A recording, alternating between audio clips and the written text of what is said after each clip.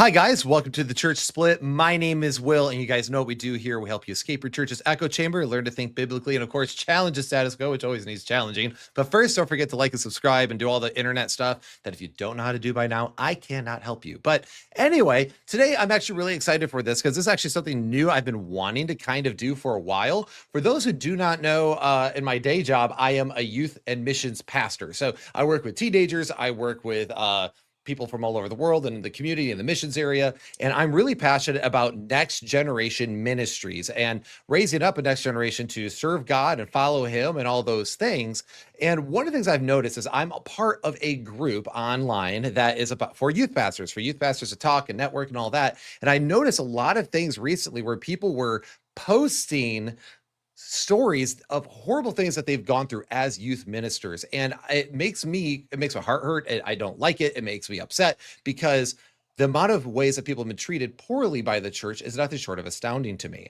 And in order for us to correct the next generation, we need to make sure that we have a healthy environment for next generation workers in the church. And that's where accountability comes into play. That's where we need to have raw conversations of what it's like to be in youth ministry in 2025, what that looks like, and also what youth ministers will experience and how churches can just do better at helping our next generation grow in the Lord. So with all that said, I am actually joined by a new friend of mine, Sam Montoya, who is a next gen pastor at a church. And he has actually gone through some of the things I've talked about. He also has been doing youth ministry for a long time. And when I offered to have people on the channel to talk about what they've kind of gone through and some things about youth ministry, he volunteered to do it. So I want everyone to give a warm welcome. Bless that like button for everybody. And that's just for him, though, not for me, okay? Because nobody likes me. But anyway, Sam, welcome to the channel. How are you doing, man?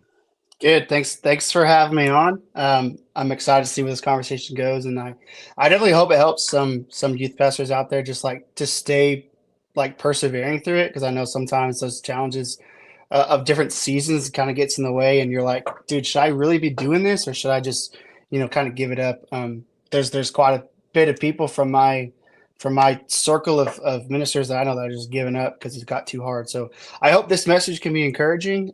Just this conversation, just back and forth, and whatever we say here, obviously there's things that kind of go against me that got expressed to me, some expressed to other people, and hope this it doesn't take offense to anybody. But it's just eye opening to just see like the different struggles that we go through as youth pastors and youth ministers, and just like ways to help us, ways to just keep encouraging us, pray for us, and different things like that.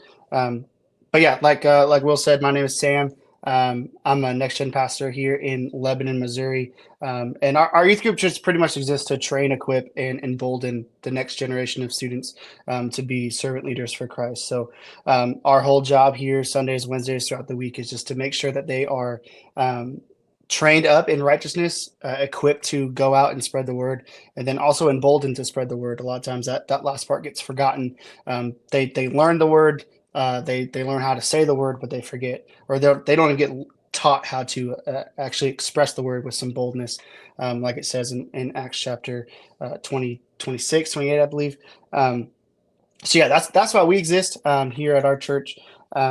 And like I said, I just want to be an open voice of communication between the youth pastor, the parents, the church member, the senior pastor, whoever it is that you're out there listening, and who you are. I just want to mend that bridge. As many people know, we could talk about the youth pastor is very often overlooked. It's been like that way for a long time. It's what they call like the basement ministry. They used to just shove us in the basement as far as possible away. That's actually But good. Yeah. that's not what we are anymore. We are the pastors trying to change the world, and it starts with the next gen. So um, that's why I love it, because I get to change the future one Jesus person at a time. Amen. Yeah. So for me, One Life Church, one of the things that we do here at our church is we are kind of the evangelistic church in the area. We focus heavy on apologetics, and our mission statement is equipping a equipping a Christ-centered community that helps those far from God trust and follow Jesus. My mission statement, though, that we created for the next gen is One Life is committed to raising up a Christ-centered generation to competently navigate a post-Christian world. Because one Hmm. of the things that in our world is that it's just not Christian anymore, and especially here in America, people oftentimes say we're a Christian country. Not anymore. If you look at the statistics, we're post-Christian now. We are Yeah. far from Christian anymore. So one of the things is that people need to understand is that with youth ministers and youth ministry is that this is actually frontline ministry. A lot of people, I'm also a missions director, so a lot of people think missions is global, but really missions is in your backyard, and it's working Correct. with the people around you who are far from the faith, who are not part of the faith, or just getting those kids who have been raised in the church to get locked into that faith and make it personal, not a borrowed faith, but a personal faith. Hmm. So yeah, I really like what you said there, especially like not shoving students and stuff in the basement of the church. Oh, when they're old enough, then they can join the rest of us adults up here. There's this condescending tone that oftentimes comes with that, and that's just not, I don't think, healthy. We need adults and people to invest in the next generation, not just financially, because I think a lot of people think they just throw money at it, it'll get better. It's not just throwing money; it's personal relationships. You know what I It just mean? gets wasted on pizza anyway, so I don't even know why they keep throwing money at us. Exactly. Yeah. So that's where I think this is going to be a really, really good conversation, because I Hmm. think you and I both have similar passions in this area. Many who know my story, who watch the channel, I had a rough life as a teenager. I was one of those rough teenagers, and I Hmm. know I was. And so I have a passion to reach those youth. So yeah. Anyway, so Sam, what is a bit of your background? Who are you? What's your background? Obviously, you're next gen pastor, but were you raised in the Yeah. church? That sort of thing. Um, Raised is a loose term. I was like born in the church. So like I was born like a Monday, Tuesday, and like literally that next Sunday I was already in the nursery, getting fed. My grandpa was actually an elder in the church for about 20, 30 years. So ever since I was a kid, he was an elder, and then like I was just part of the church. I actually grew up in Campbell, California, so pretty far away from where I am now. Wow. And so the church I went to was the only Christian church in that area in like 100-mile radius. All the other churches were either Baptist or we had a lot of Korean churches, a lot of like Chinese churches. So we were only like the only Christian church, and so we had a lot of people come through. It was a pretty decent sized church, and so ever since growing up, I was already in the church doing everything: Sundays, Wednesday nights, Sunday nights, whatever it was, just doing events. And I had seen so many people come through my grandpa's house because he was like a benevolence coordinator. So he welcomed people in to come stay. He welcomed people in to come talk about whatever it is. So I saw his heart for ministry just at an early age. Um, did that help me? Not really. I grew up and just did what normal kids do. I went to church just because I had to. And then once I got into high school, it was kind of a different story. I just got into a lot of the bad things that people go through now. Just started drinking. Um, did some of that in high school. I never really got into the sex part of it, which I'm thankful for. But I did get into the online stuff, which is just as bad. Um, and so I kind of fell away from Jesus then. I'm still going to church every single week, just like many people do. They go to church and think that that Sunday morning is going to cover them the rest of the week. Um, but yeah, I was still doing church, still active in youth group, just wasn't active with Jesus. And so I was planning on going to Lipscomb University in Nashville to pursue a psychology degree and also play baseball. But turns out Lipscomb University is super expensive, and my family could not afford it. And so I settled on going to the community college there in town, getting a psychology degree, getting a early childhood development degree as well. And so after about a year there, I got invited to do a preaching competition in at Pepperdine University, the Next Gen Preacher Search. And so while I was there, I learned so much. Learned from Jeff Walling, learned from different people how to talk about God, how to say God's word in an impactful way to other people, and just how to like not just read it but kind of internalize it. And so after doing that. I got an invitation to come to Central Christian College of the Bible because they sponsored the event. And at first, I didn't think anything of it because I'd never heard of Moberly, Missouri. Coming from Campbell, California, I just know everything on the West Coast and Nashville. That's all I knew. And so I showed my grandpa because he was like the only Christian dude I knew, and he's like, "Yeah, that's a fake school. That looks looks fake." He might have typed it. I think he might have typed like the URL in wrong because he's like, "That's not even showing up online." I was like, "There's no way it's not showing up." So we kind of just threw it away. We're like, I'll just keep doing what I'm doing."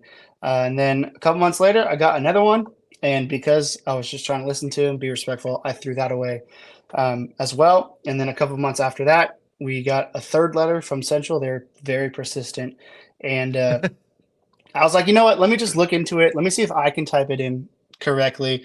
And so I did, and it looked like a pretty decent school. It looked like everything was upstanding. And even though it was in a little town that no one knew about, I felt like it was if this is being sent to me so many times, why should I not listen to it? And so I went behind Grandpa's back and signed up for it. And then a couple months later, I got a letter in the mail that said I had been accepted into the school. So I showed Grandpa, and he's like, "You cannot go." And I was like, "Well, why not?" And he's like, "Well, you can't go until I see it." And so we hopped on a plane a couple weeks later and stepped onto campus. And as soon as he stepped on the campus, he said, "Yeah, it's real. You can go." I was like, "Well, if that's all you needed, I could have like sent a picture. Like that's crazy." Um, so yeah, went there in the fall of 2016, graduated in about three and a half years.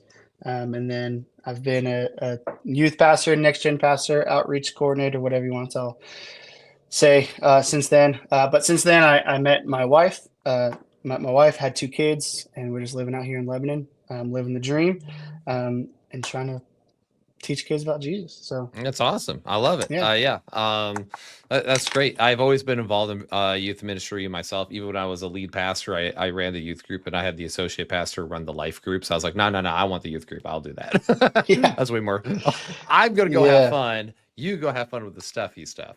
Correct. Like my time where I was like, look, I do all the preaching and all that. This is my time to have a lot of fun. Plus, I'm also I mean, frankly, the other real reason is I'm a snob on what we teach our kids, because I've noticed that bad thinking and bad theology and bad ideas have gotten to a lot of our Hmm. kids, and then they leave the faith, and I'm like, oh, that's stupid. Like, let's not do that. Yeah. So I'm very finicky on that. So anyway, well, that's cool. So I'm glad you've been doing that. I'm glad you answered the call. I'm glad that he found out that school was real. And Yeah. Me too.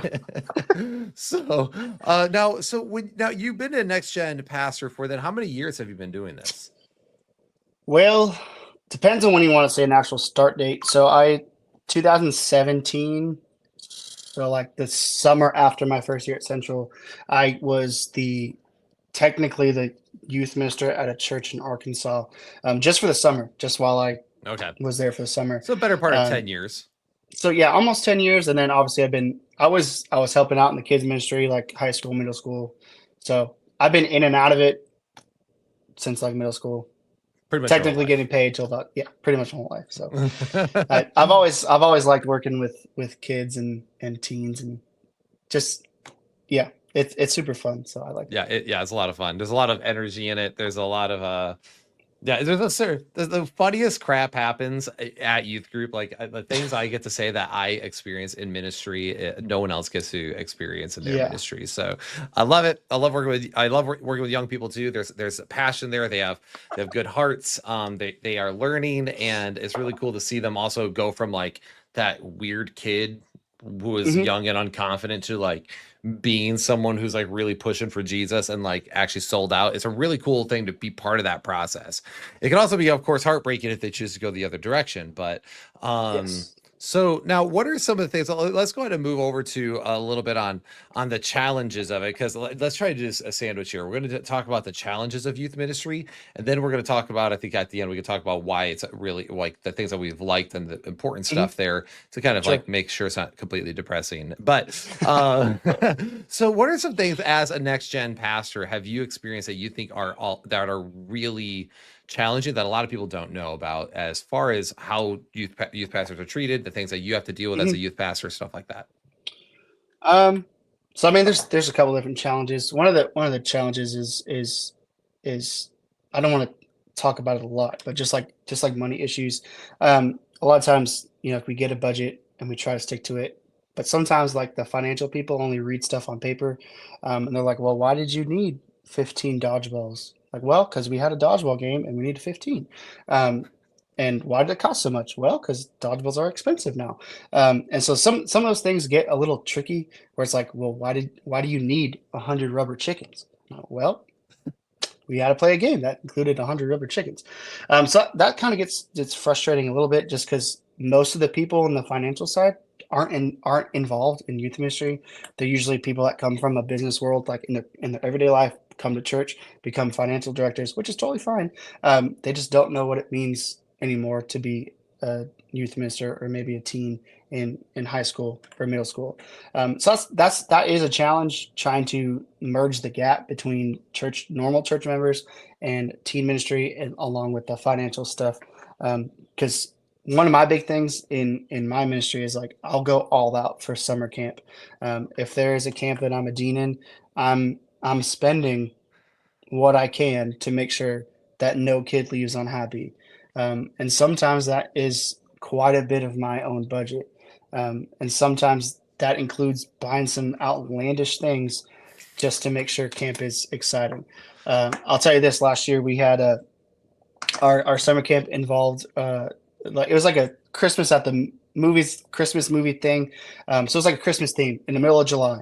And so first day showed up with some cut off Christmas sweaters, passed them out to some kids like as prizes, and they wore cut off Christmas sweaters like all week. It was hilarious. But one of the days was we talked about Elf, and so the one thing that comes to mind when we talk about Elf is the spaghetti. And so instead of eating it, we played like we usually have like a late night activity and then a late night snack.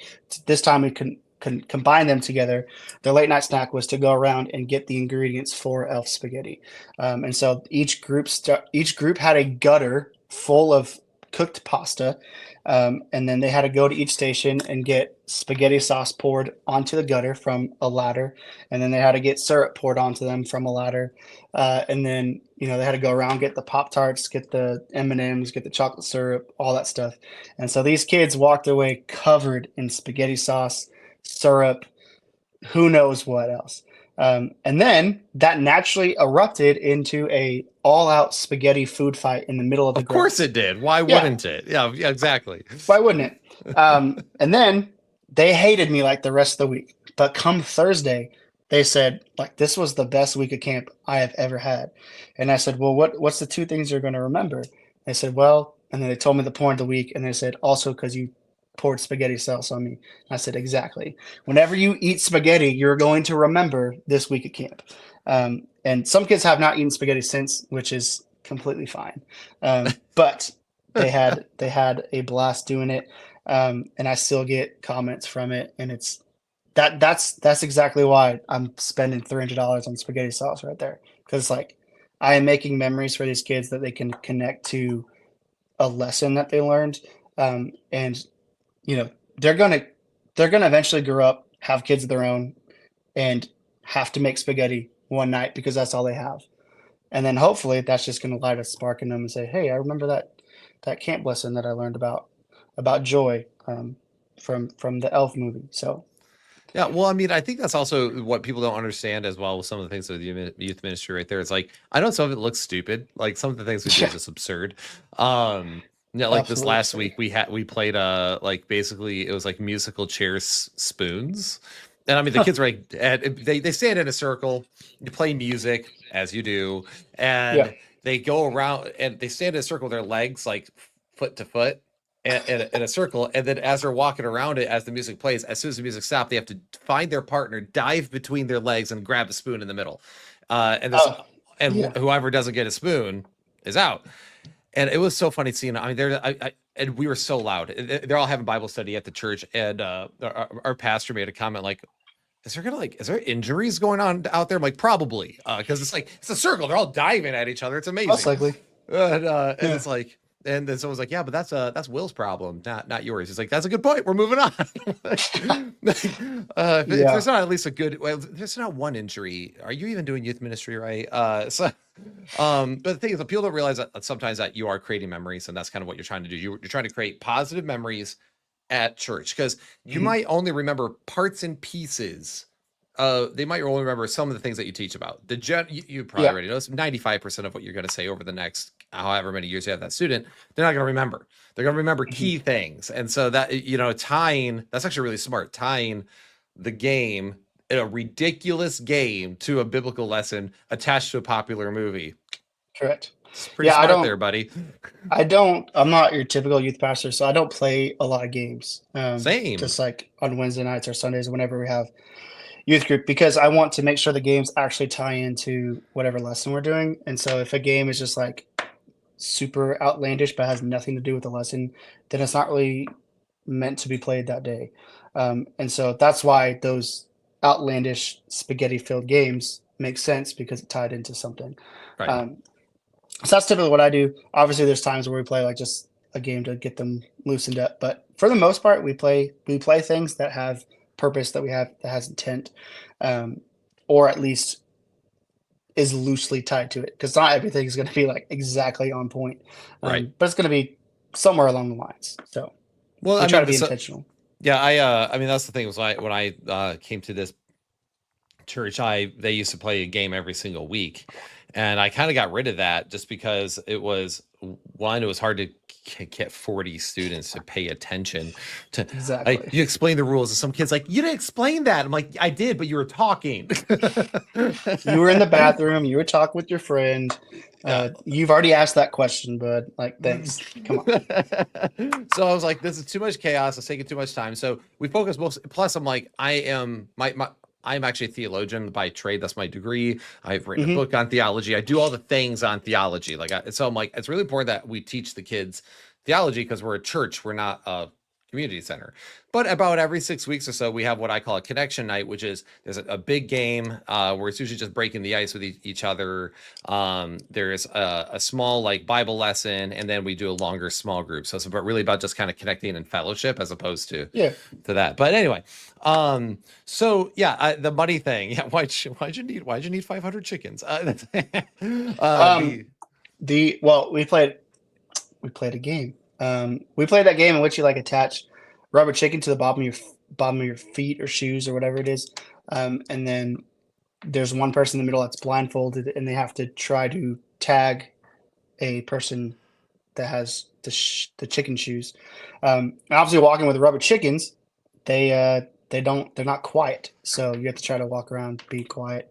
And so that got tied into like a lesson based off of if you're spreading the gospel of Jesus, like it shouldn't be quiet. It should be everyone should be able to hear it or something like that. Um, so that's it great. it I'm made taking sense. I notes on still that. have yeah, That's I still hilarious. have the chickens. They're somewhere. Actually, our worship pastor hates the sound of those chickens going off, so he like walked through the hallways once like that night and like got freaked out by it. And I was like, oh yeah, I forgot to mention that to you. Sorry. Well, that's where you find a way to sabotage like his green room or something with them. Like the Yeah. No, youth, there's some days I just walk past with the chicken and just of squeeze course, it off. Yeah, the youth pastor shenanigans. You exactly. get like a free. My favorite part, I say this all the time about being a youth pastor. So when you're a lead pastor and you're goofy and you're ridiculous, then the people are like, I don't know, he's not very mature for a lead pastor. But as soon as you become a youth pastor and you do the same shenanigans, they're like, he's just so good with the kids. Oh, we just love him. Exactly. It's like it's Exactly. funny. It's a double standard because it doesn't like whatever, but it's fine. I'll have fun. It's like the So lead pastor's younger than me. That doesn't make any sense. Which he technically is right now. He's younger than me. Oh, that's hilarious. So yeah, I think funding. I think it just in general. Although with me here again, I don't have that issue. I have a really good church who's actually really good on that. Yeah. They're pretty much just like. But then again, the person who does all the money at my church, her son's in the youth group, so she gets it. Yeah, that's Um, fair. so yeah, but I could definitely see that as being an issue. Many times actually, I've seen it in other churches. So yeah. So what are Yeah. some other challenges that you deal with in youth ministry that you think would come up? Yeah, yeah. I just mean, first I want to preface, yeah, that's not too big of a deal that here. Our financial guys actually one of our small group leaders, so he definitely knows what's going on. But that has been a challenge in the past. Another challenge is like office hours sometimes don't make sense to normal pastors or people in the church. And so like one of the church I was at, they said, a long time ago we had strict office hours. They like you had a punch. We they literally had a punch card system that they had to be in there like 8, 9 o'clock whenever it started, and then had to punch out at 5 or 4 whenever they ended office hours. And so if you weren't punched in, like then you weren't at work, and then they couldn't pay you. And then I was like, well, is that a thing now? And they're like, no, well, no, it ended a couple years ago, but the elders would still like you to form some form of office hours. And I said, well, look, I've got baseball, basketball games that the kids are playing at nighttime. And then I got some school stuff going on in the morning with the students. So what if my office hours weren't a strict 9 to 5, but 8 hours over the course of a day? And they're like, well, are you going to be in the office though? And I'm like, well, no, because I'll be at schools, I'll be at the ball fields, I'll be somewhere else, but I will still get my work done that are technically office things. And then, so this was crazy to me because they wouldn't count like any of the extra stuff as technical office hours. And so I was like, well, I could be in the office for 8 hours and I'll get my stuff done. But I will tell you, I might be watching YouTube for 4 of those 8 hours because I have nothing else to do. Like I'm 6 months ahead in all my classes and all my curriculum stuff. My office is clean. My workspace is clean. Like there's nothing else for me to do. Um, so what else do you want me to do? And I was like, well, there's not much besides like preaching. There's not much you can do. And I was like, well, what's the point of me being here if I need to have these office hours? And so that was a struggle for me, was like, if I'm actively going out and ministering to these kids, going to their baseball games, basketball games, going to their schools to eat lunch with them, going to all these places, shouldn't that count as me working? And that was the big fight between them two.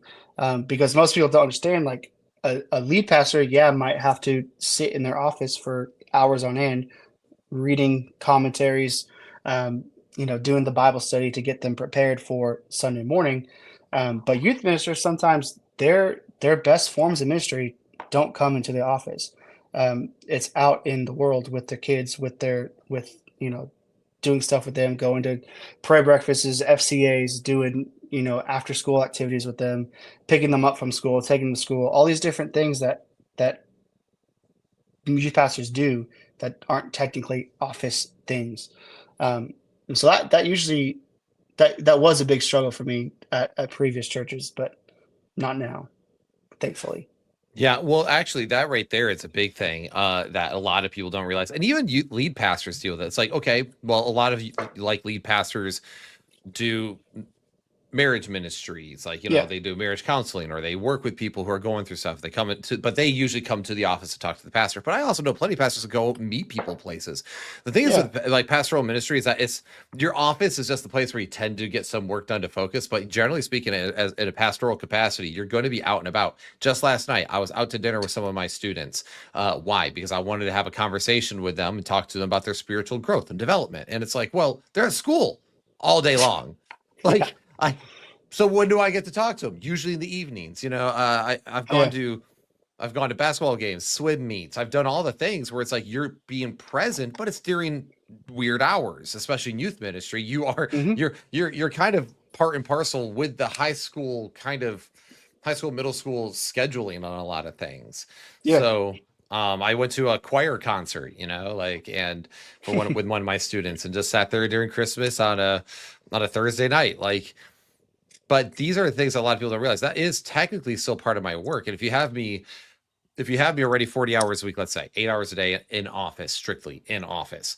Okay, great. Yes. Then Saturday, the evenings, you're taking me even more away from my family, where it ends up being like a 60-hour work week sometimes with all these other events, if I want to do my job well.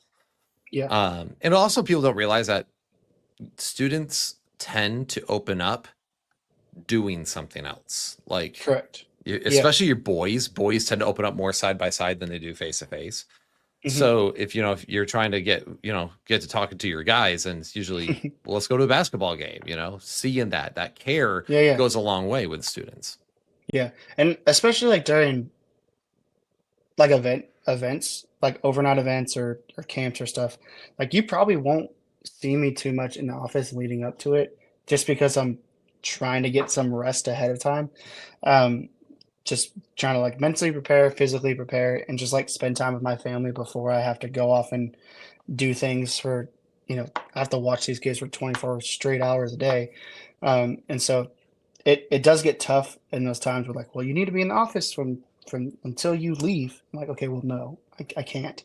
Because I will my office will shift from in a physical building to a camp for 24 hours a day. Like Mhm. I have to kind of front load it or offload it somewhere. So I usually Right. end up front loading it. So um, just talking about camp, there's crazy stuff that happened just with that aspect of ministry, especially pastoral youth ministry. It's just most people don't think camp as work, which is crazy to me, because how much work that goes not just into preparing for the camp week, but being present at that camp, uh, whether you're leading. Whether you're dean of the week and you're leading each thing, or even preaching for it, or just doing all the games, all the everything, making sure all the schedules run smooth, making sure kitchen runs smooth, everything that happens at camp. Most people think it's not that much work, which hopefully gets changed here in the near future. I had this one lady at a church say, I got back from 3 straight weeks of camp. So I did the high school week, then the middle school week, and then a whole week of elementary, because I was the youth pastor and children's minister at that church because it was so small. So I did 3 straight weeks of camp, and I get back to the office that Tuesday or whatever it was, and that lady is in the office is talking to somebody else, and I was like, "Hey, I haven't seen you in a couple weeks." I was like, "Yeah, no, I've been at camp. I've been doing stuff out there," and she said, "Well, camp's not really work, is it?" And I said, "Well, what do you mean? I've been working for 3 weeks at camp." She said, "Well, I always thought camp was just a vacation. Like you're just out there just soaking in the sun, drinking margaritas, whatever you do." And I'm like, "No, camp is actually not a vacation. It's actually very, very physically demanding. I'm in the heat 24 hours a day. I'm dealing with these also hot and tired kids. And I also need to be a kind light of Jesus to them while doing that.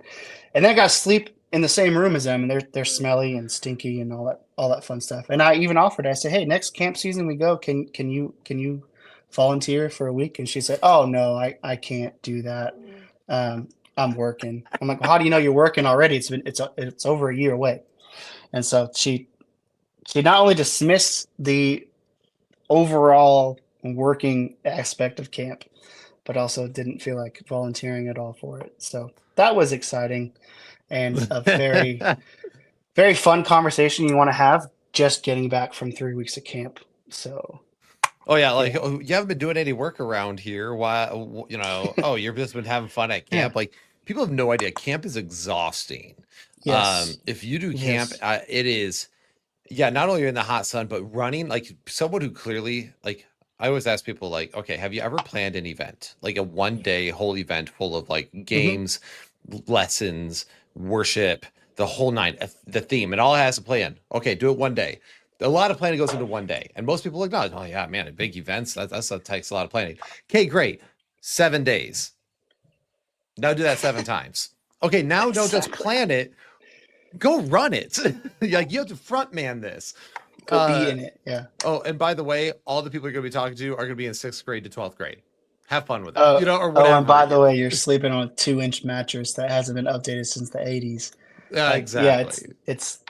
it's it's not for everybody, No. but it should be. It's rewarding. It's just very taxing. Yeah. That's So it's actually things like camp and stuff like that are the most taxing. Like, when people think of normal pastoral ministry, they know like Christmas and Easter are probably the pastor's most intense time, and they're probably correct in a lot of ways.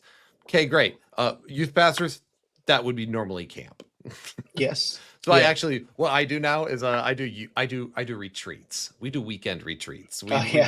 do a few days. We go over the weekend. We come back, and I'm like, all right, cool, because it's like, Are my you vol. yeah. Go, I was at one church I was on the preaching rotation, which was fine, but it was like every fifth Sunday. Like every Sunday, every month that had a fifth Sunday was mine, which totally fine. Turns out every time that would happen, it was the week after camp was done. oh And I'm gosh, like, you got to be kidding me, dude. Can the we just world's get this worst changed? sermon coming out. Yeah. It'd either be that or like, you know, the Sunday after Christmas. And you're like, dude, I'm done. I'm so tired. I'm already fried. Yeah. I told you pre-show, but I did a mission trip to Serbia last year with my students, and it was just so funny. Because also, by the way, what I didn't tell you is that we left in June, and on May 3rd, so we left like the second week of June. On May 3rd, I broke my tibia and fibula, and Oh, required surgery. Yeah, just dangling foot. That was great. uh, Um, so I broke it doing a backflip, classic youth pastor behavior. classic. And and so I let it. I was in Belgrade, Serbia, walk around on crutches with these students and stuff. And luckily, I didn't get much. Like I hear the church is like very much like, no, if you're on a missions trip, that is 24 hours a day, the entire time you're technically on the clock. It's all on you. So they recognize that was my time off. But it was funny where I had one person just like one person I had to like look at them like they're joking, right? And they're like, "Aren't that what you just went to Europe? Like it's not that big of a deal." And I was like, "You're joking, right? Like I just got done like Yeah. going all throughout all the different airports on crutches, like." We're running with these kids, like, "Hey, get back down from there!" As I'm like crutching along. I'm sure it was a sight to behold, but Yeah. I so mean, youth ministry is tough enough chasing after them with two working legs, let alone one that's like not all the way there, especially broken. Um, it was yeah, great, man. It it's was, tough. dude. There's not there Yeah. was it was some of the funniest crap that happened. But also, I saw my students really came around and supported me. Like our student room is Good. upstairs, Oh, and gross. so yeah, so Gross. what up? But like one of them would just hey, I'm gonna make sure you don't fall, and like he came up Good. behind me and just worked me. Like it was just really cool to see like the kids got to come around and be like, hey, no, we're gonna support you now, and it was neat. Yeah. So No, that's I cool. was really proud of them. But anyway, so yeah, these are some of the challenges. Like, yeah, some people think that when you're at a game, you're just having fun at a game. And it's like, well, there's about 1,000 other things I'd rather, I not rather, I could be doing, I could be with my family. Well, Uh, some of those kindergarten basketball games, I'd rather not be there. They get a little weird. It's 0-0 by the end of the third quarter. You're like, okay, come on, guys. Let's lower the hoop a little bit at least. Like, come on. give the kids a chance. Yeah. Uh, but and that's what usually those events, what I've done at those events, I'm sure this rings for you too, is that it allows me to connect with the parents and the family. Yes. They get to know me better. I get to know them better because the kids out there in the field or the, auditorium or whatever. So I don't get to be with them, but Yeah. as much, but I get to connect with the families. And that's ministry. That's part, and that's why we do what we do. That's why we love doing what we do. Yeah. Um, so yeah, those are some, I would say those are some challenges. What do you have any other challenges that stick out? Yeah. I mean, just normal stuff that I wouldn't think would be a problem. Like I put signs up on the wall that said like where the youth group was, because the way the church was like main center, and then you have to go through like a bunch of different corridors to get to the youth space. So I put signs on the wall that said, "Hey, youth group this way," and like I didn't want to use tape because the wall was like the textured wall, so like it Oh, wouldn't have stuck. And command strips was too expensive for just a piece of paper. Um, so I used a tack, and I was like, okay, that should not be a problem. And then I didn't get yelled at directly, but my wife got yelled at for me putting tacks in the wall because it was disrespecting the building. And I was like, okay, well, that doesn't make any sense. Like, and then my wife knows if anything happens that I've done that people come complain to you, tell them to come talk to me. And 100% of the time, they will never come talk to me. And so far, no one's come to talk to me because no one wants to. I guess they're afraid of me. Don't want to talk to me. Don't want me to resolve the issue. But I'm yeah, just that was saying one of you're the really issues. intimidating. Look at you. Yeah, seriously intimidating. It's that. Bay Area smugness I got, I guess. But yeah, no, put tax on the wall just to let parents and kids know where to go. And I got in trouble for that. Well, not necessarily trouble, but I got some looks against that. And just sometimes when I'm working on Sunday, and you may get this too, like I'm so the way my brain works is that if I need to go do something, I will go do it no matter what's in my way. And so sometimes I'm walking through the halls of the church, and Sunday morning I'm rushing to get to the next thing I got to do. And, I'm not smiling. I'm not, I have a straight face. I may pass a few people. I oftentimes, if I'm on a mission, I can't hear anything either. So there'd be some people that come up at middle of the week and be like, "Hey, I said hi to you Sunday, but you didn't say hi." And I was like, "Huh? I didn't even see you. Like, what are you talking about?" And they're like, "Yeah, I tapped you on the shoulder or whatever." And I was like, "Dude, I don't even know that happened. I don't even remember." And then they'll get frustrated with that. I had a senior pastor tell me that like if I don't start smiling more, they may have a serious conversation about like my next moves. And I was like, "Whoa," just because I don't smile that much, but whatever.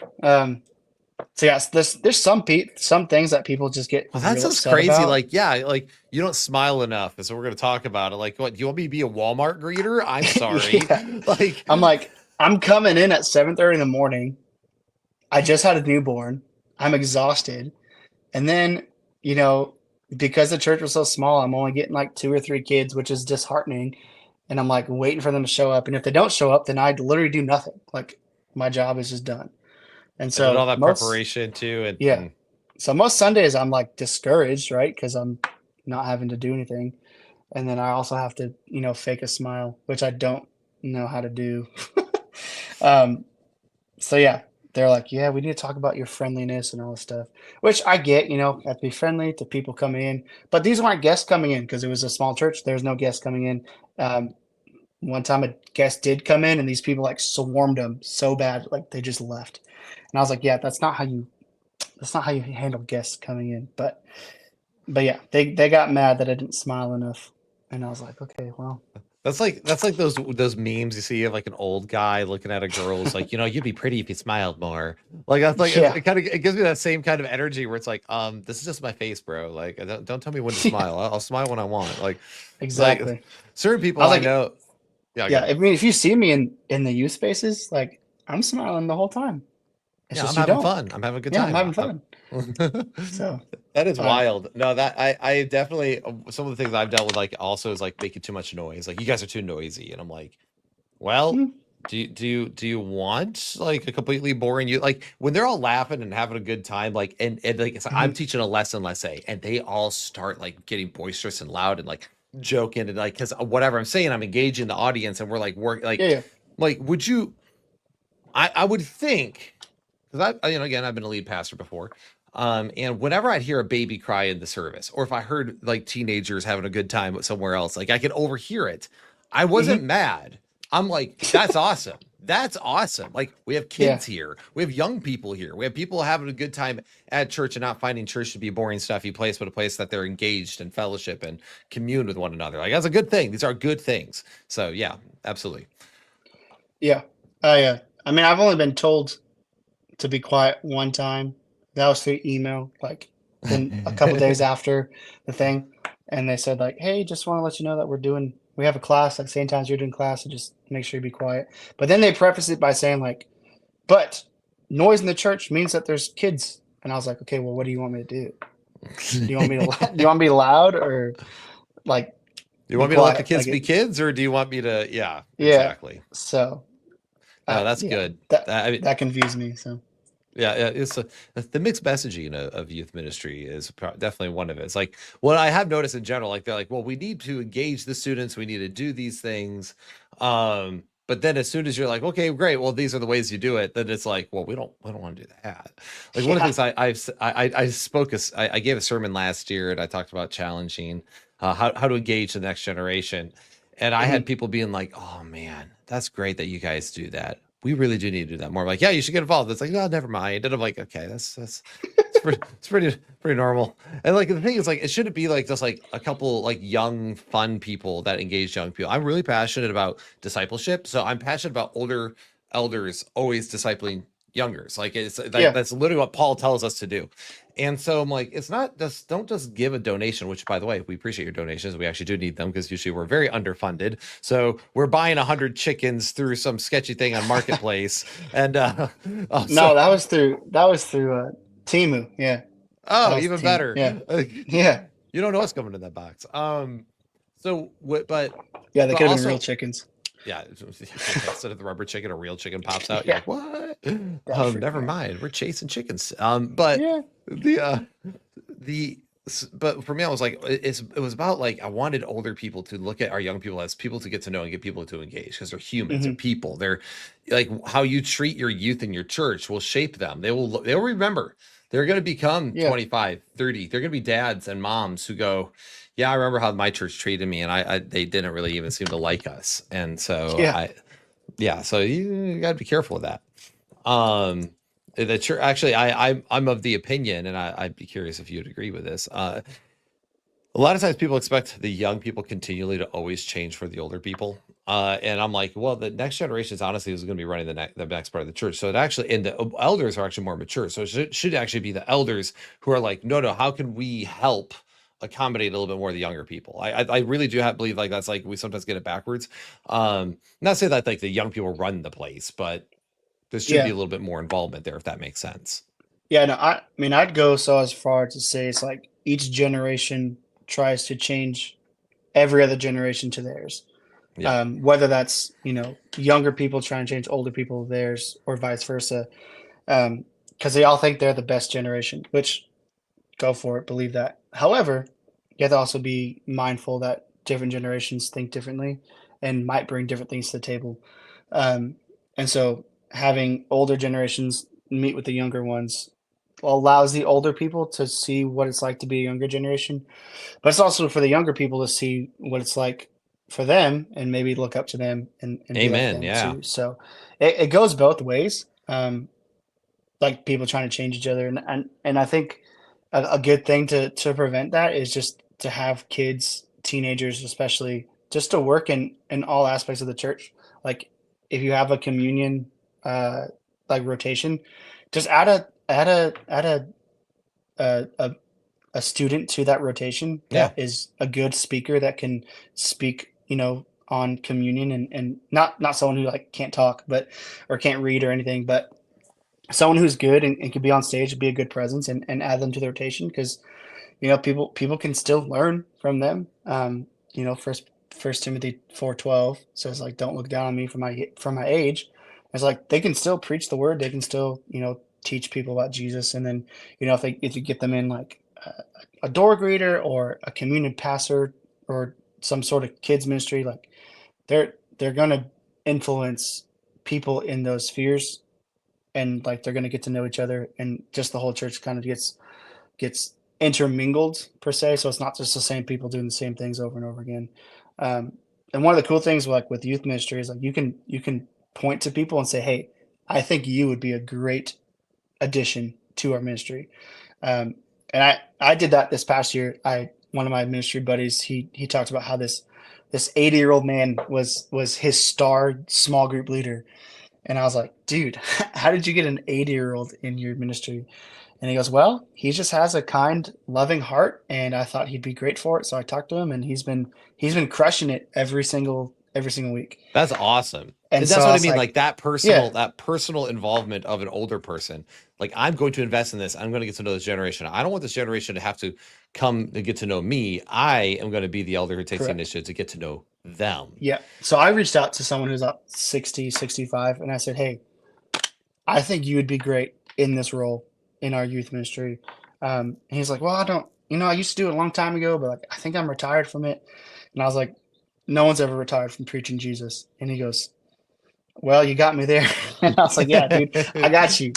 Dead to So rights. yeah, I mean, he hasn't been around in a bit just because he had a knee surgery, but Oof. can't fault him for that. Yeah, no. Um, but when he is here, he's like, the kids love him. Like they want him to be in small group with them. I was like, that's exactly why we do what we do, because we want to make sure kids are talking to adults and Hmm. learning from them. Especially this guy, he's been through everything. Like he's made his way around the sun, so to speak. So That's he great. very very wise and understanding, and definitely one of those like God role models that you want to like look up to. So for our middle school boys, he's been really really good for them. That's great. Yeah, that's a yeah, finding the right people to plug in is also really good to do that. Like find the people who could actually engage your students, and not it's not always the young fun people either. It's sometimes No, just the people with the right mindset, the right heart, the right skill set. There's a we do student what we call student breakfast the first Sunday of every month.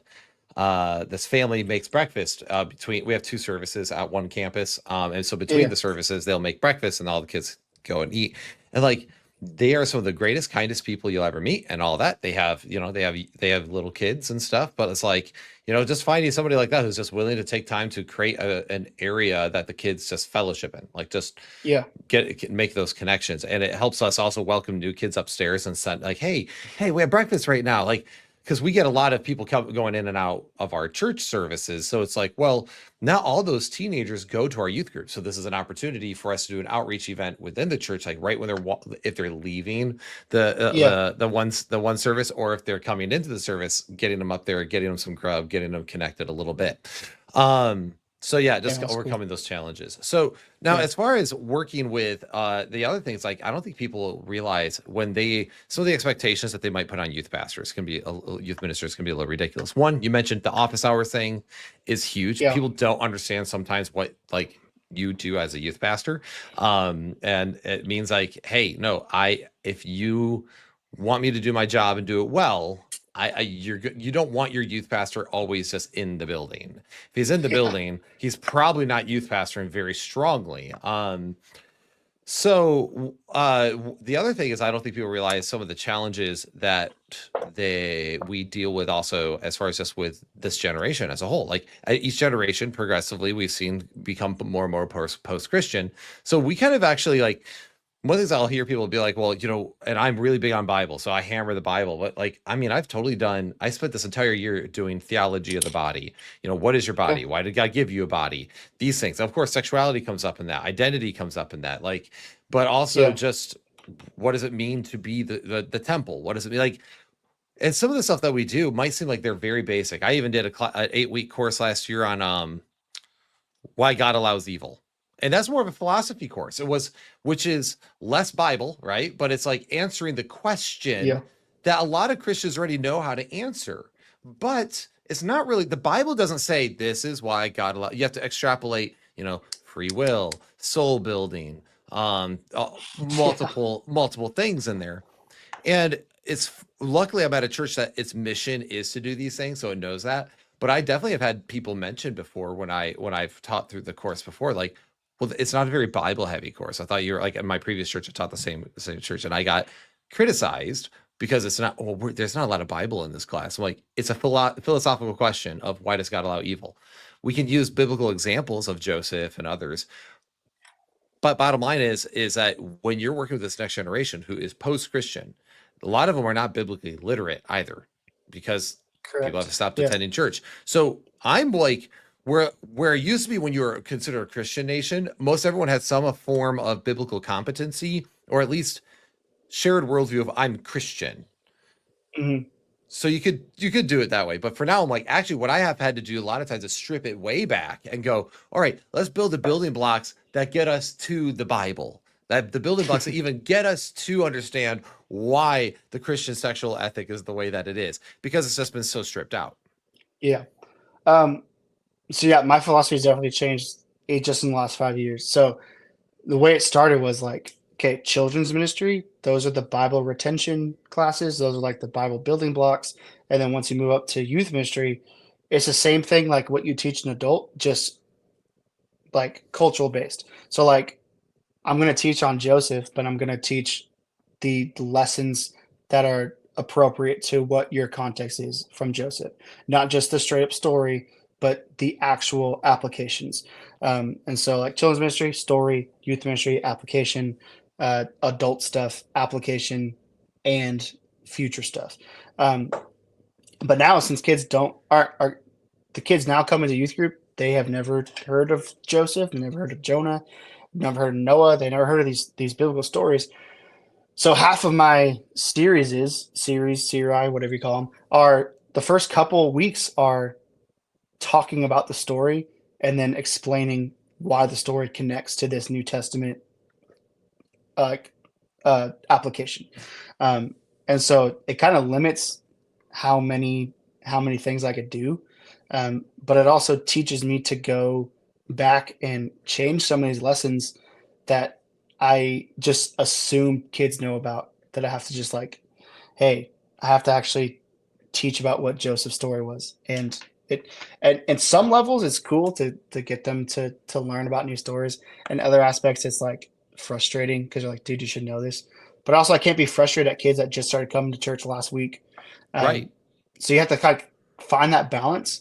And then with like Wednesday night stuff, like it's hard too because of the um, lowering rate of people coming to church. Like you might only see a kid once a month, and then like they're only getting the fourth week of the whole series, and so you have to spend some time at the beginning reiterating what you said the past 3 weeks, and then diving into the lesson and hoping to get it all in before time runs out. So there's definitely some unique challenges that come with youth ministry nowadays. Um, the average church attender for adults is like once a week to church, and for kids, it's right around the same, if not like a little bit more, because kids sometimes come to church a lot more than adults do, at least teens, because they can drive, they can ride with their friends, they can do whatever. But um, we're not just fighting with kids coming to church that haven't been to church. We're fighting with kids that have been going to church for a long time that are choosing to do other things.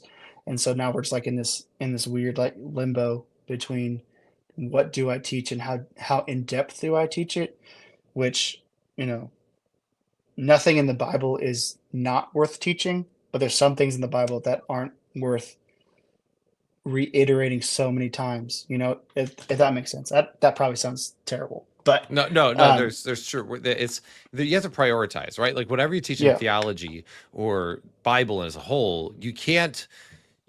I'm probably not going to spend a month or two breaking down why the temple was decorated the way it was. I'm what I'm yeah, probably like. There's some really great symbology and things to connect there, but it's like, man, right? Some of them I'm just like, I want you to understand what it means for the word to become flesh. I want you to understand the incarnation, why yeah, that's important. I want you to understand what it means to live as a holy Christian. I wanted you to understand the wise sayings of Proverbs, and just like some of this stuff works out practically. But then, so the other challenge, like what you kind of just hinted to it, is what you'll also run into is that people don't live it out at home, or that parents don't yeah, teach their kids at home these things. They just kind of, well, we go to church so the kids know what I know, and that's not true. And then they're like, yeah, and I actually have been told this before. Well, yeah, but that's why we have you. Like that's why you're the youth pastor. And I'm like, yeah, I get your kid maybe 3 hours in a week, and that's if they show up to everything and they're maximizing their time. Usually, 3 hours a week is when correct. I'll have them. Uh, you think 3 hours a week is going to make up for you having them 7 days a week? Like, Yeah. Well, I should be the influence. I should be the good influence in their life. I shouldn't be the sole source of where they're getting their biblical knowledge and training.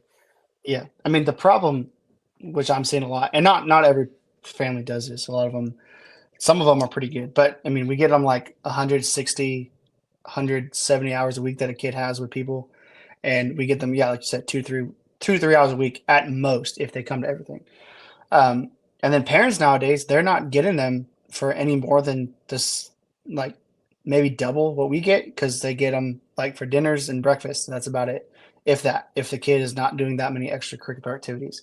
And so the majority of their time is spent either in school or in some sort of extracurricular. And so their voices or the voice they're hearing is not coming from us. It's not coming from parents. It's coming from someone who's not even related to them, which is oftentimes worse because the vast majority of time you spend with somebody is what you're eventually going to lean towards. And so if kids or parents aren't spending time talking about Jesus, they're going to spend their time talking about something else. Now, there's some extracurriculars that kids do that they do talk about Jesus, which is amazing, but that's not that's like that's like the exception. It's not the rule. Um, and so kids now are getting influenced from sports, from drama, from just school. And so like yeah, we as pastors talk about this all the time. Like we only get so many hours in a day in a week that we get with them, and it's just not enough. Like we need your help. Um, not to say that we don't have a job like in helping you, but like we just need your help. We can't literally be talking to every single kid every single day for hours on end. Like that's just not possible. Like it's you as a parent's job to also help us minister and partner with us to teach Jesus to them. Like it all starts at home. I love how And you put that, like partnering. Like that's what we're supposed to do with the parents. It's like, no, this should be a yeah, partnership. You, me, working together to minister to your child. yes, It, it, yeah, yeah, it can be frustrating in that sense, just because also when they're in 5,000 extracurricular activities, and then they're not around much. Like let's say they're in a certain sport and they're gone correct. almost the entire season. But then Yeah, sometimes, and we, every youth pastor and every senior pastor has experienced this, but I think it's a very common in youth ministry. So this happens. The kid's never around, and the kid's not at church. They're not really plugged into the youth group. They just kind of show up when they're available, which is maybe once a month, maybe once every 2 months, very in and out. And then suddenly the kid, they find out like, oh man, he's actually been looking up stuff online. He's not supposed to. He's been like sneaking out of the house. He says he's no longer a Christian. He's none of those things. I'm like, well, you never really had him plugged in. So it breaks my heart because I'm like, help me help you. And yes, um I had one. So every church I go to, I bring apologetics with me. I'm a big apologetics nerd, so I'm all about defending the faith and having reasons for the faith and why we do what we do.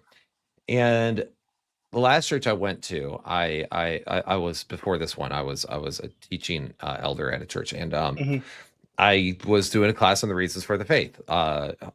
And what ended up happening was I had a family come up to me like, I wish you came here a couple years ago, because both my sons now are atheists, and and we never knew how to defend this stuff. And like, and I was like, jeez, and I was sitting there like, it broke my heart, but a part of me is also like, man, church, what are we doing? Like, yeah, like, what are we doing?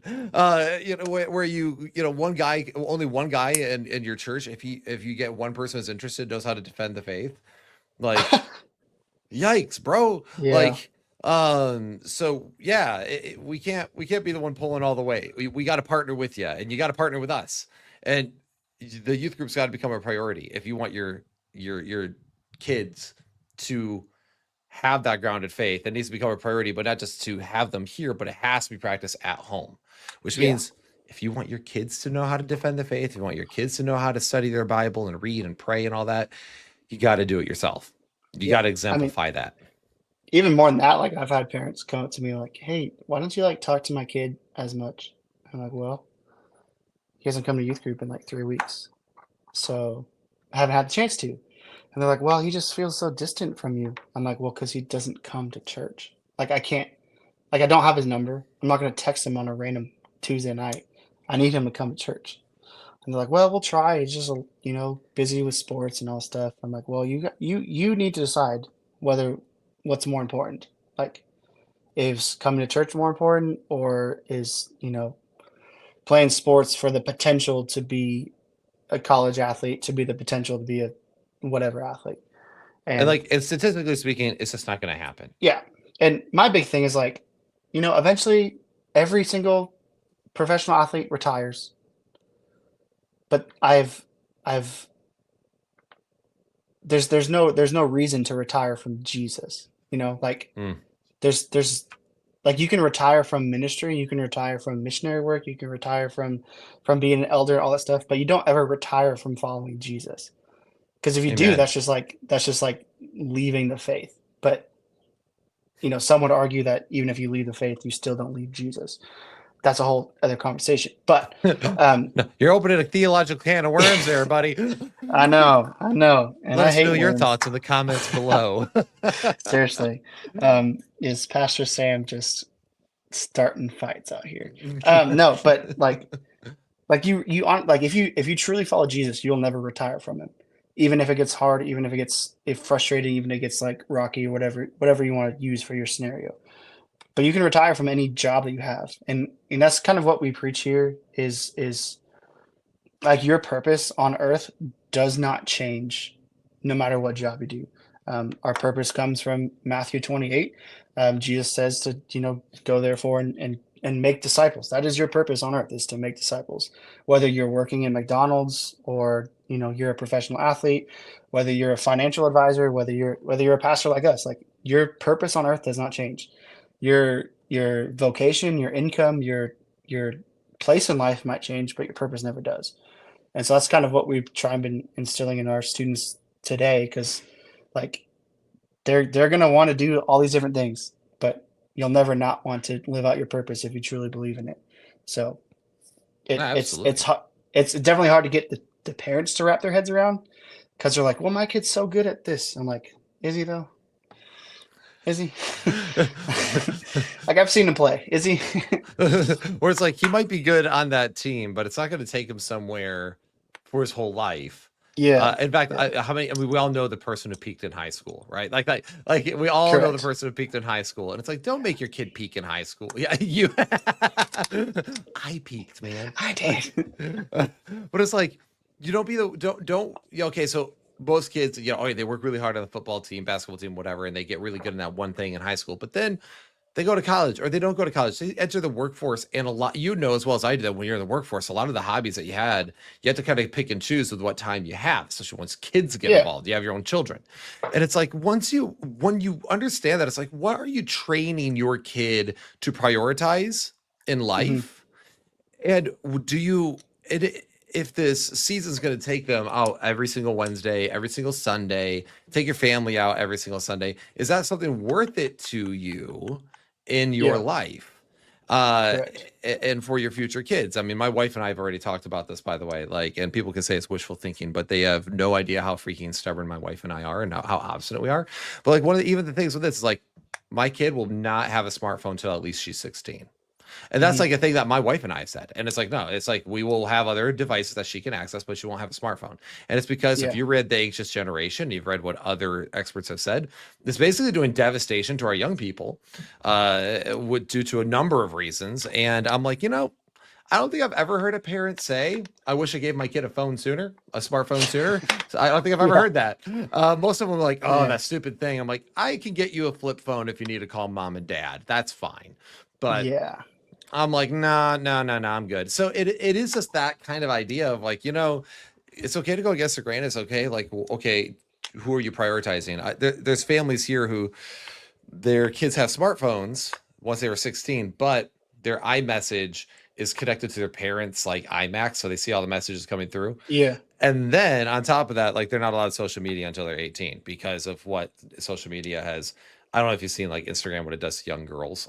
Like Yeah. stats are pretty rough Yeah. due to comparison and stuff. And boys, we all know boys, it's like pornography is a big issue with a lot of our young men. So it's like, yeah, okay, so then why am I going to like throw you to the wolves, man? Like, but that goes Yeah. into a lifestyle decision. And that I'm not saying like everyone has to do what I'm saying right now. Like this is my Will's legalism.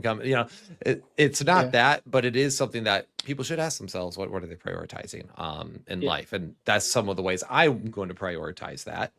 Yeah. But Yeah. anyway, Just a tangent real quick. You ever watch the do it. Youth Ministry Chronicles stuff? Yeah. Yeah. There's one, I don't know if you heard this one, but like this dude was sending pornographic material through the Bible message, like Bible app, like to his girlfriend. And it was so weird. He was like taking pictures and then putting like the Bible verse on it, because you had to like make a picture, like to send pictures, it has to have a Bible verse on it. And they're reading this off, and the parent found out because the other parent was like, "Hey, your kid's doing stuff," and she's like, "Oh, I checked his messages, like nothing's popping up." And he's like, "Well, just let me check my phone." And then she found out like he's been using the Bible app to do it. And I was like, "Yeah, these kids are getting creative out here in all the weird ways." So even if a parent's like on top of things, like having messages controlled, having, phones synced up, like there's still ways to Oh yeah. sin. And you know, these kids are just, if they're going to be persistent enough to do that, like we have to shut it down early, which is a hard thing to do. Um, these, I heard this one time, like it's hard because my kid wants to be involved with like their friends and all like the updated social stuff, but also I don't want them to be affected by any of it. And so like, what do I do? And I was like, well, there's two ways. You can either let them be affected by sin or try to limit the amount of exposure. And they're like, well, maybe I'll just give them a phone for a little bit. And I was like, you can't do that for a little bit. Like that's not how Listen it to the works. words Like, coming out of my mouth. yeah, it's like, so yeah, Yeah. that was my tangent. But Yeah. yeah, no, No, it's I all completely good. agree with you. Like you know, me and my wife talk about all the time. Like once our kids grow up, like and they start doing sports, like they're going to have to pick church over sports every time. Yep. And if they do, even if they do sports, like they may not even want to, but you know, if there's like, hey, the coach's like, hey, we're doing practices Wednesday this time, and it conflicts with church, you ain't going. Even if you can't play the next day or the next game or whatever. Like that is the quote unquote modern American persecution that you're gonna have to face this time. Right. So Yeah.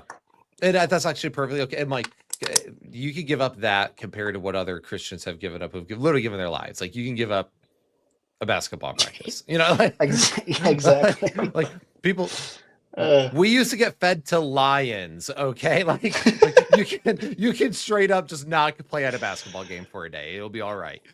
yeah. It's like that. It's like that Uno meme. It's like, hey, miss a baseball practice or draw 25 cards, and they're like, they got all the cards stacked up. They're like, ah, I can't do it. Can't do it. Can't do it. No, yeah, it's so funny. And this is where, I mean, I don't, and I want to just feel like there's a lot of things I could talk about when it comes to challenge. I have a lot of things. I'll probably do some videos, more videos even on this topic. But these are some things as youth pastors, man. It's like, okay, you get sometimes you get ridicule from maybe church staff. Now I don't get that much here, although we did have a thing, so we could watch one of our services like 2 weeks back, and it was hilarious. I didn't know this example was going to come up in the service. So Pastor Brett gets up there and he's doing the message, and he was talking about his Easter message. He talks about how life can sometimes be absurd. So is life absurd and ultimately meaningless, or is there a greater meaning? So is the resurrection, does resurrection mean there's a greater meaning to life?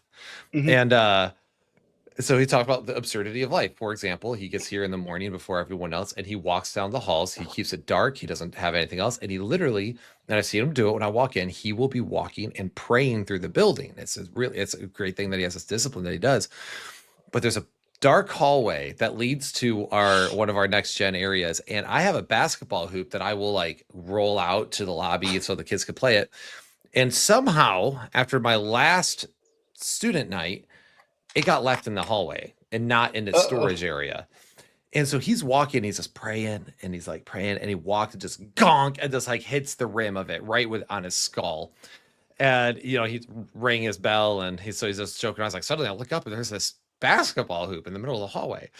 And come to find out, one of my students moved it because I was like, I always put it away. What happened? But really hilarious because right in the middle of service, right when he says this example, you know, I'm in service and I was like, what? And I start gaslighting myself, like, did you not put it away? Like, Yeah, seriously. everyone's looking at the youth pastor, and I'm like, No, sorry, it it was wasn't. sabotage. I was trying to kill him so I could take his job. Like, Speaking of um, that, you know how many times I get like I'll go up and preach and be like, "Oh, you did such a good job. Like you should preach more."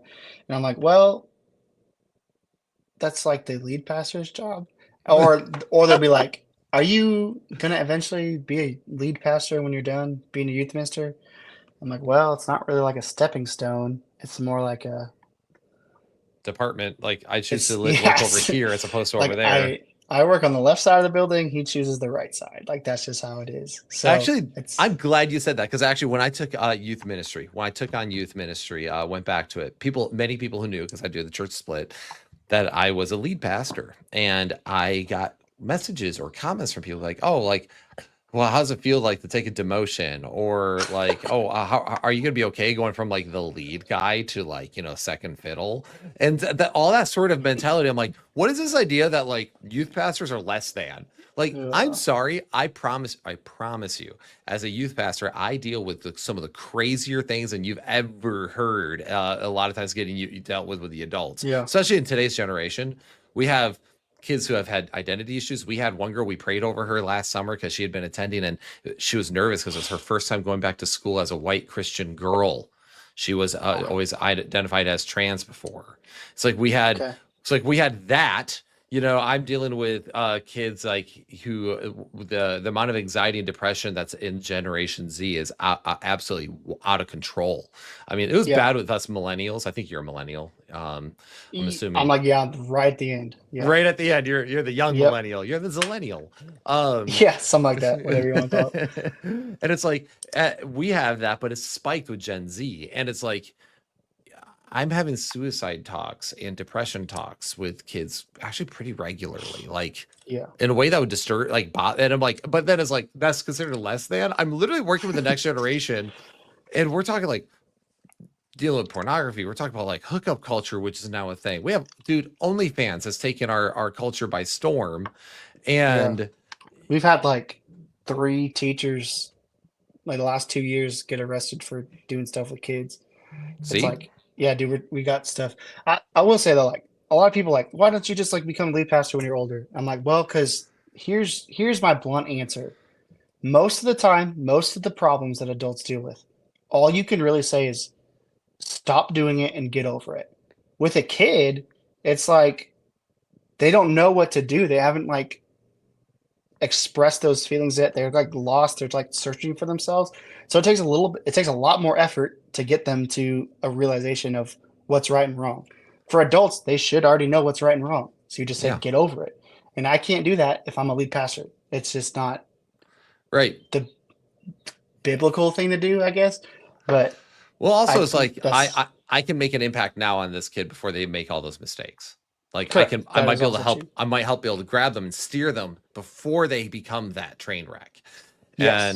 And I'm trying. I'm in the. I joke around that I'm in the work of preventative maintenance in the church. Like that's what I'm trying to do Yeah. with the students. It's preventative maintenance, as opposed to Yeah. some of it has already gone way all over the rails over here, and now you're in Yeah. repair mode. I'm trying to Yeah. avoid us to have to ever hit repair mode. It's like, why do you think your senior pastor doesn't have a job right now? Because I did all the work to prevent them from having problems. Don't worry, I got you. I got you. I That's got you. I yeah, got you. With the with bows to the crowd. No, this is good stuff. And I mean, I don't think people like. I feel like now finally because of TikTok and the online exposure, people are starting to realize like, oh man, there's a lot of stuff going on culturally that we just weren't aware of. And it's like, yeah, yeah, this is every student's every single day.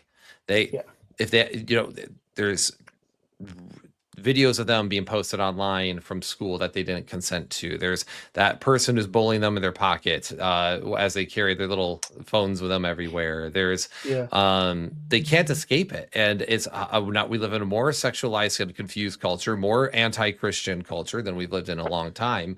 Um, I mean, just the amount of times I've had kids come in and be like, "Hey, man, I watched this video, and like it popped up on my TikTok or in my reels, and like they said this about the Bible. Is that true?" And I'm like, "No, no, no, no. See, the thing is with that passage, it's actually talking about X, Y, and Z. They're twisting it yeah. because it's this, the Greek and I get Hebrew, blah those blah blah. all the time, all the Yeah, time. yeah, Like and you have to like I was watching this Alex Jones video, and I'm like, dude, stop, stop, just please stop. I don't need. Uh, don't take so theology advice from me. Just yeah, don't. please don't. But I get that all the time where people watch these things and like they, this because we have information that's flying at us faster than ever. Now think about it as adults, how overwhelming sometimes it can be. Like sometimes you're just like, Yeah, I need to get away from this thing. Multiply that and then slap it onto a 13 or 14-year-old where they're getting the same amount of information thrown at their young developing brain.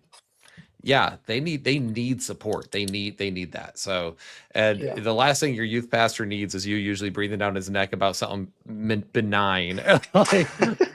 Like whenever I get people bickering about like my ministry or something, I'm like, do you know what I was dealing with? Like, do you know what I was talking to some kid about? the other day, like, no, you don't. You have no idea, but you're going to complain and think this is the big deal when it's literally the last thing I care about.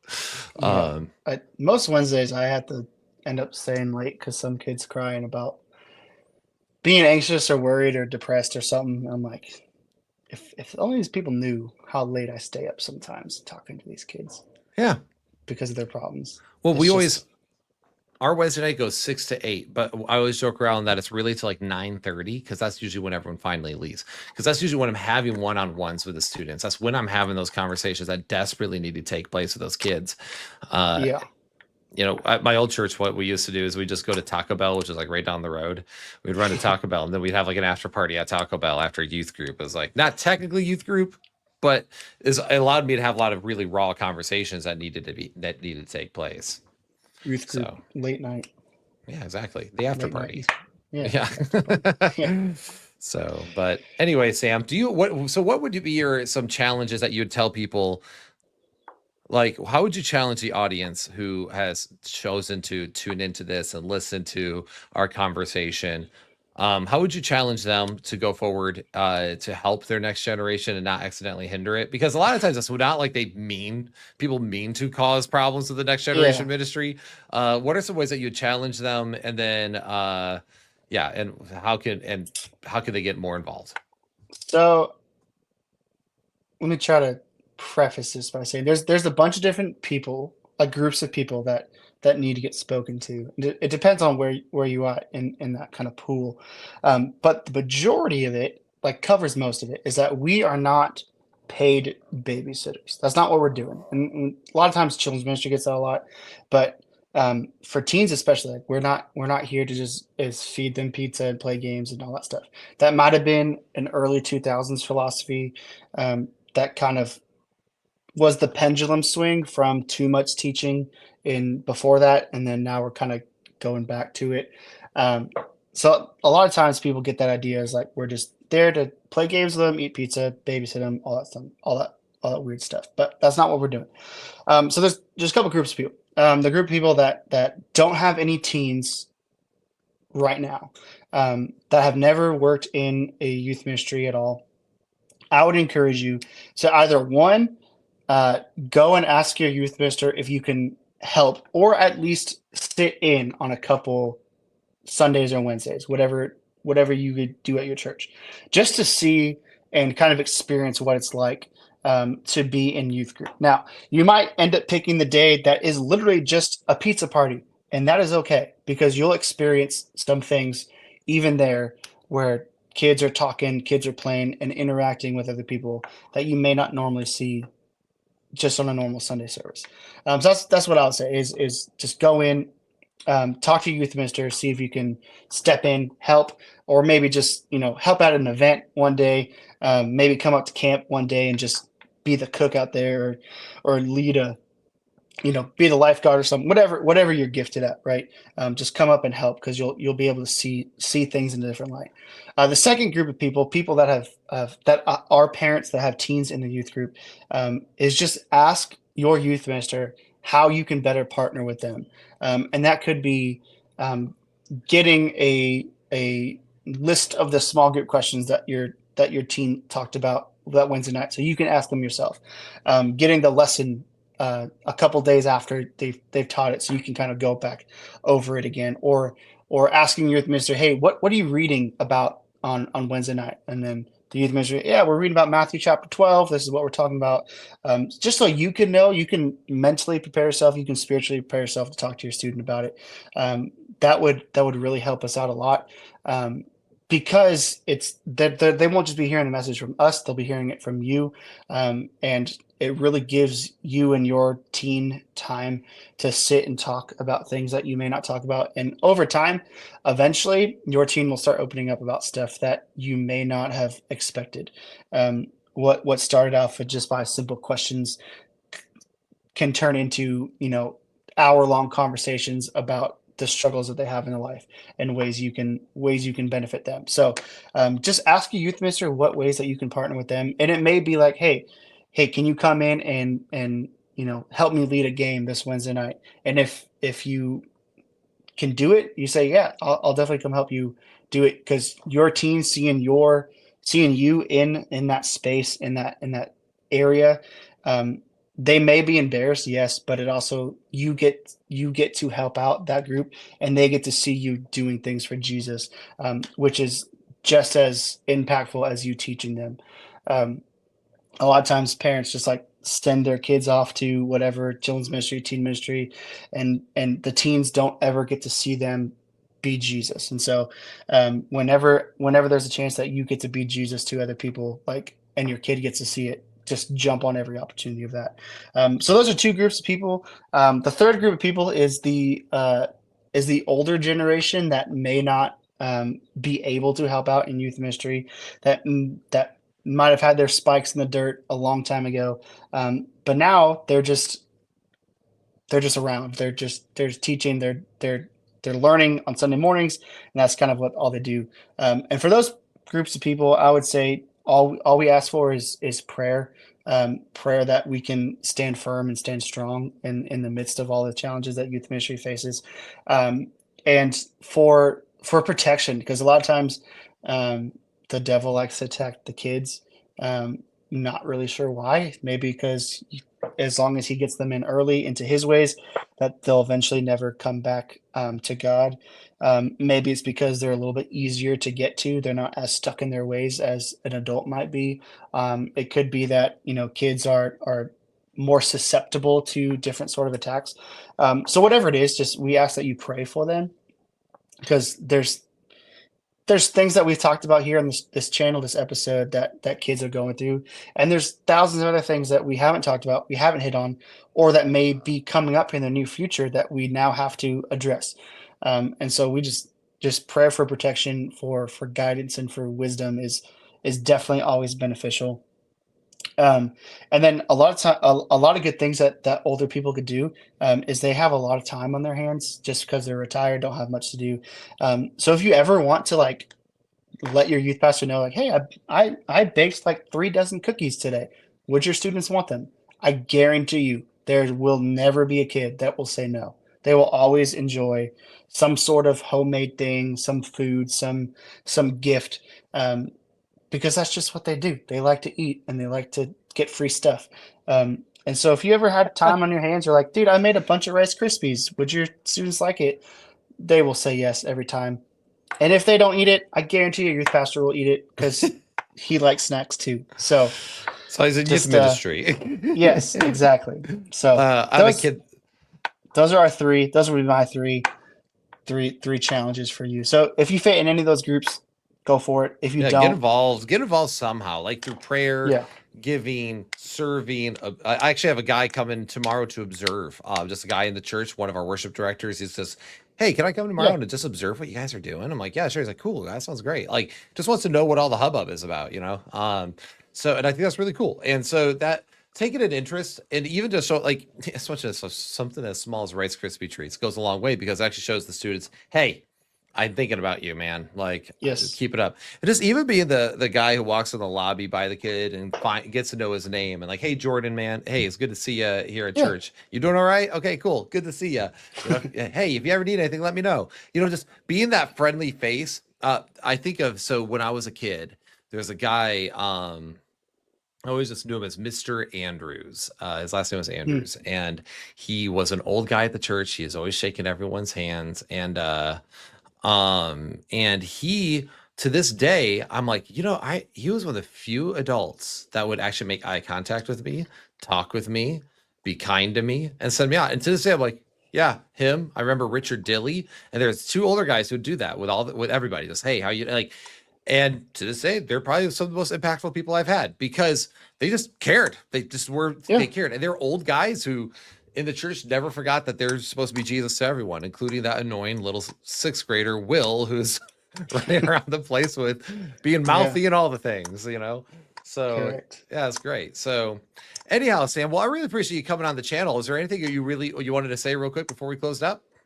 Um, just that for kids these days, if you're not involved with most of it, that's totally fine. It's not for everyone. I guarantee it's not for everyone.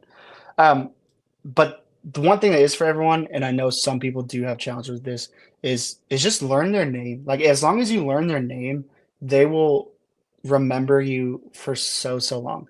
Like Will just said, like he remembers Mr. Edwards or Andrews because he greeted him every single week. Like if you just remember their name, even if it's like you have to write it down 100 times a week, like just remember it. You will impact kids in more ways than you can ever imagine if you just remember that their name is Jack or their name is Sally. Like it goes beyond generations if you remember the name. So if that's your one challenge this week is just remember some students' names. That'll go a long ways. But yeah, no, it's been great being here on the channel. If you ever need someone to laugh with again, just invite me back. I love to be back. So but yeah, we're doing good things out here. I hope you're doing good things out there in Yeah, Indiana. of course. And we're all in it together. So Yeah, well, with that said, man, I appreciate you coming on. And of course, we got each other's contact easily now. So and I yeah. might use you for some game ideas. That'd be Go good. for So it. My brain is a treasure trove of stupidity I when it comes to love it. games. Well, you need So it. You need it. yeah, I love finding the most ridiculous games to have the kids play because they groan about it, and then 5 seconds later, they're all having a great time. So, um, correct. perfect. Well, Sam, I really appreciate you coming on. Thank you for sharing your heart for youth ministry. Thank you for talking a little bit about how churches can help better partner and the challenges that youth ministers specifically face, and realize that it's not because your youth minister is lazy. It's not because your youth minister is trying to find different loopholes. He is literally trying to minister to the kids as best as he can, and that means sometimes weird stuff gets involved. Buying 100 rubber chickens, that's a Yeah, thing, or just so much as going to different events means a lot to these students, so all these things are things that your ministers are trying to do, and just keep in mind that might mean that he has to do some unconventional ways to reach some of these students because bottom line, the culture is different and it shifts and it changes. And your youth pastor is probably going to have a better knowledge of what's going on in the culture than pretty much anyone else in your church. Because again, you're the one who has the guy show up who was watching the Alex Jones video, yeah, or somebody who heard some liberal atheist on TikTok debunking the Bible, and yeah, things like they're going to know what's going on in the culture. So understand that, because if you're not yeah, culturally engaged, you're not really engaged in your world. So you need yeah. to be culturally engaged. So So real quick, my yeah. cousin, he's a funny dude. He taught me this method when it comes to fighting. He said as long as you're crazy beats the other person's crazy, you'll win every time. So as long as my crazy in youth ministry is better than the crazy of the world, I will win every time. So that's my philosophy, right? Just gotta out crazy the world, Okay, That's just there's that's a what, book title in there somewhere. how to out crazy the culture. Yeah. Yeah, something. We'll ask ChatGPT to come up with some stuff. Oh gosh. I would. Anyway, I wouldn't. I wouldn't. I wouldn't. probably not. Yeah. All right. Anyway, Sam, thank you so much for coming on the channel. It's been a lot of fun. Appreciate it. And Yeah. so, guys, if you've made it to this far in the video, thank you so much for watching this, supporting Sam and ours other work, because I know this is not my normal sort of content, but it's something I am passionate about. And why not use it to help people understand the next generation ministries a little bit more? And that's what we're going to do. So anyhow, guys, appreciate you guys being here. Take care. God bless. May the grace of our Lord Jesus Christ dwell with you all richly, and we'll see you in the next one. Amen. Thanks, Will. Thank you.